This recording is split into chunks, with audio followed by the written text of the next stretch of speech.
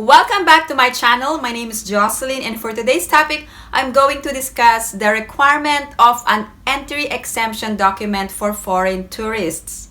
Please take note that the Philippines has finally reopened for international tourism and that visa-free countries can now enter the Philippines. Let me provide you the basic information for an entry exemption document. Even though the Philippine government has finally reopened for foreign tourists starting February 10, there are certain foreign nationals who will be required an entry exemption document per IATF 160B and IATF 160D. What is an entry exemption document? The entry exemption document is the first requirement for foreigners to enter the country. Foreigners can acquire a short-term 9A visa to travel to the Philippines with an entry exemption document or an EED. Foreigners or foreign tourists allowed in the Philippines. The first type are those nationals of countries included under Executive Order Number 408, and these are specific countries. If you're a national of this country, you will be entitled to 30 days of a visa-free stay in the Philippines, and you will have the visa upon your arrival in the Philippines. If your country is not included under EO 408, these are the requirements. You must have entry exemption document from the Department of Foreign Affairs. In addition, you must apply for a 9A visa abroad from Philippine Consulate covering your residence. You must use the new online visa system. Also, you must pay the visa fee. Let me provide you the requirements for country not included under EO number 408. You must use the latest online system. Use the visa.gov.ph to apply online or to fill out the 9A visa application form. Now, all foreign tourists, whether you are included under nationals specifically stated under EO 408 or visa required countries, or you need an entry exemption document, all foreign tourists must be fully vaccinated. Let's talk about the entry exemption document, how to secure the EED. First, you must contact the Department of Foreign Affairs in the Philippines to secure an EED. Please take note that the approval of the EED is issued by the Philippine Department of Foreign Affairs or DFA and endorsed by the Department of Tourism or DOT.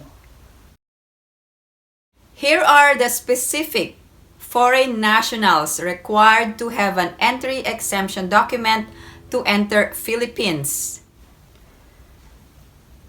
These foreign nationals who are included under EO 408, so meaning to say, a visa is not required for 30 days. However, for foreign nationals who intend to stay more than 30 days for purposes other than tourism or leisure, will be required to secure an EED. Let me clarify, if you are staying more than 30 days, and we are only talking about foreign tourists or foreign nationals under EO 408 for non-visa required and those entitled to 30 days. So, if your purpose is a medical purpose, you will need an entry exemption document. These are just some of the examples. Also, if you are going to establish a business. In addition, if you are getting married, this is not considered tourism as well. You will need an entry exemption document. If you are going to study, you will need an entry exemption document. Also for those who intend to work. In addition, if you plan to retire, that is not considered tourism as well. Also, if you wanted to live permanently in the Philippines, an EED is required. Let's talk about those foreign nationals required for a visa or visa required nationals. These are countries who are not included under EO 408. So if your country is not under EO 408, you must have a 9A visa to enter the Philippines. But before that, you must secure an entry exemption document first. So nationals of visa required countries, you will need an entry exemption document. Let's talk about the travel requirements. Also, the immigration entry requirements for foreign nationals who are required an entry exemption document. Dated travel requirements. First, you must fill out the One Health Pass or register within 3 days before travel and get the transaction number. You must also upload your negative RT-PCR test result and proof of vaccination. Second, you must download and register through the Traze Mobile Application for contact tracing.